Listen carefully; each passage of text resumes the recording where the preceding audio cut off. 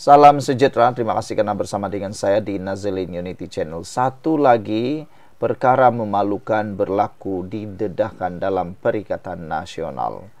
Perikatan Nasional, politik buruk siku, suka ungkit mengungkit. Naib Presiden Amanah Datuk Mahfuz Omar menyatakan bahwa beliau melabelkan Perikatan Nasional PN sebagai gabungan politik yang buruk siku, suka ungkit-mengungkit dan berebutan jawatan. Satu jawatan Perdana Menteri direbut habis-habisan, tetapi dalam PAS, semua jawatan tertinggi tidak pula dipertandingkan. Inilah dia yang menjadi tanda tanya besar kepada kita semua. Beliau juga membayangkan Malaysia akan hancur dalam perebutan kuasa, berikutan pertelingkahan Bersatu dan PAS mengenai siapa yang menanggung lebih banyak kos pilihan raya.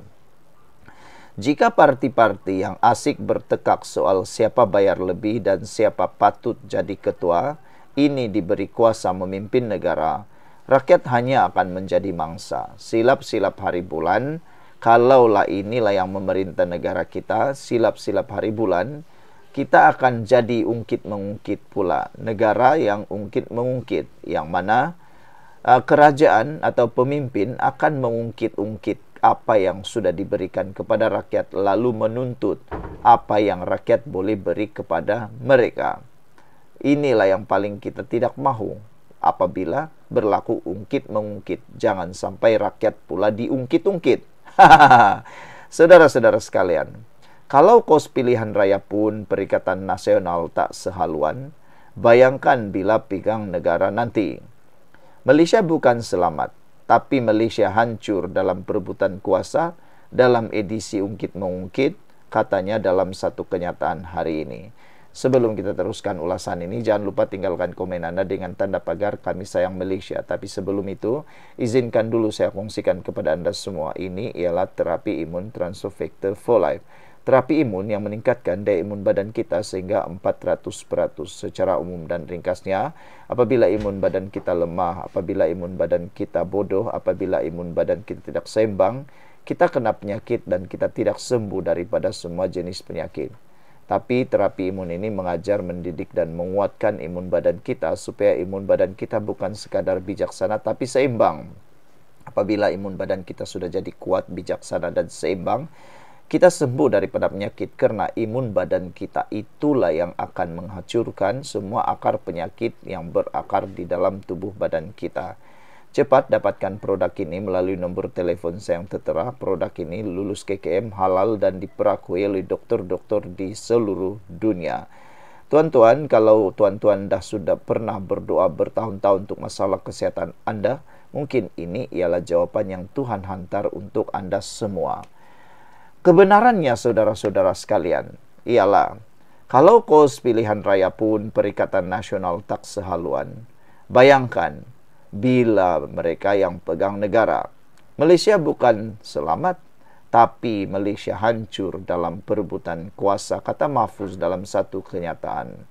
Mahfuz juga menambah, rakyat wajar sedar bahawa Perikatan Nasional PN bukanlah pilihan yang boleh diharapkan.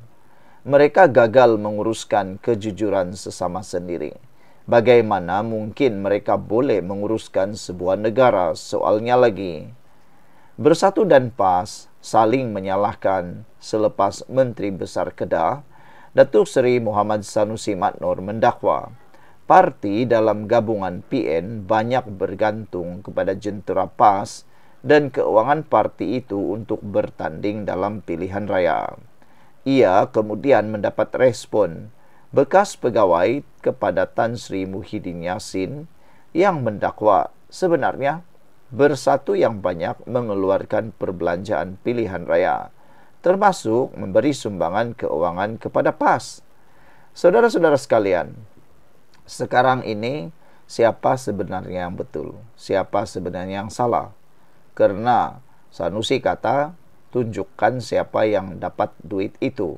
Marzuki kata, kami bagi duit itu. Jadi, duit itu pergi mana? Itu yang pertama.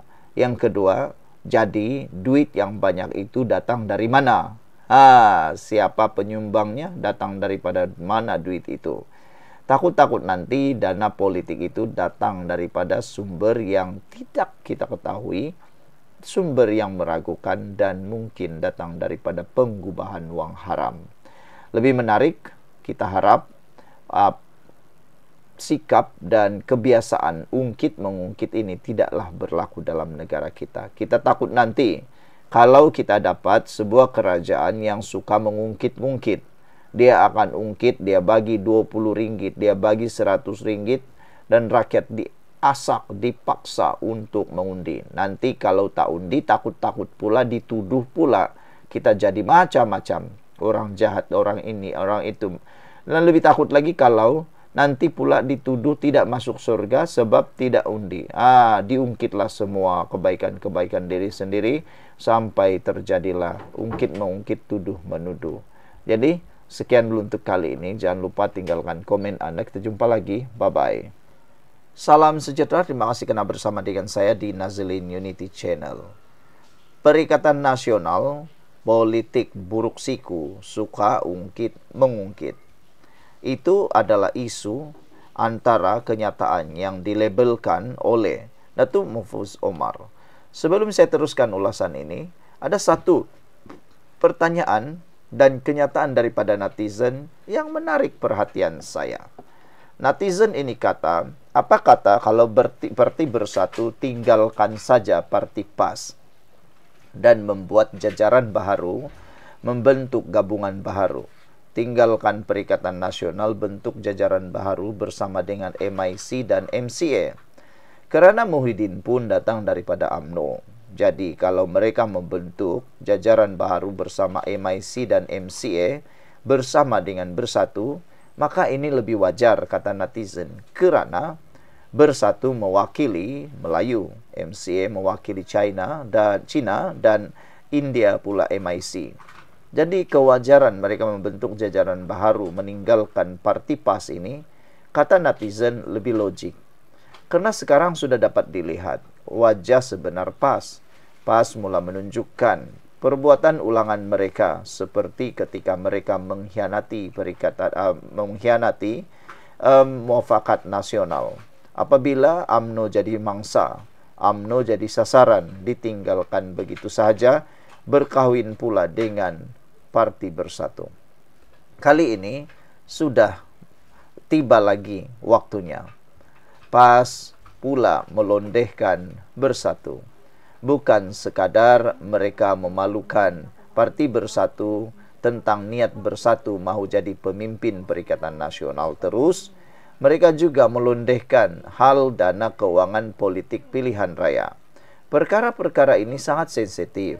Dalam satu gabungan, paling sensitif sekali ialah tentang keuangan, tentang perbelanjaan dan ungkit-mengungkit. Saya pun nak tanya Anda semua, kalau Anda mempunyai rakan yang suka mengungkit-ungkit tentang apa yang Anda pernah berikan sebelum ini, pasti juga Anda akan marah. Silap-silap hari bulan, Anda tidak mahu lagi berkawan dengan orang tersebut. Lebih-lebih lagi kalau apa yang diungkit itu adalah tidak benar atau separuh benar. Lain yang dia dapat, lain yang dia buat. Jadi saudara-saudara sekalian, adakah kenyataan daripada rakan ini juga menarik perhatian Anda? Yaitu, lebih baik Bersatu tinggalkan saja PAS. Biarkan PAS dengan kesombongannya. Karena ada seorang pengulas politik menyatakan, PAS sekarang dah mula terlalu sombong. Apabila salah satu buktinya, mereka menyatakan mereka mempunyai calon Perdana Menteri yang berlori-lori, 2-3 lori, kalau hanya dibanding dengan Anwar, kata kenyataan PAS. Ini satu tindakan sombong. Dan selain itu juga mereka kata PAS perlu memimpin Perikatan Nasional, mengemudi negara ini jadi Perdana Menteri juga. Ini pun tindakan sombong juga. Akhirnya mengundang kepada satu rentetan suara supaya Perikatan Nasional dibubarkan atau biarkan saja, jangan bubar macam muafakat nasional, tapi Bersatu keluar daripada parti gabungan ini, membentuk jajaran baru dengan MCA dan MIC. Itu lebih baik, kata netizen. Daripada memperbaiki kerusakan yang ada sekarang, lebih baik mereka tinggalkan saja, kata mereka. Karena dapat dilihat Hamzah Zainuddin mampu melakukan sesuatu.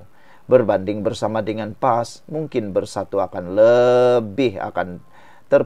dipijak, dihina, dan digertak. Akhirnya mereka jadi hanya orang yang duduk di tepi sudut rumah.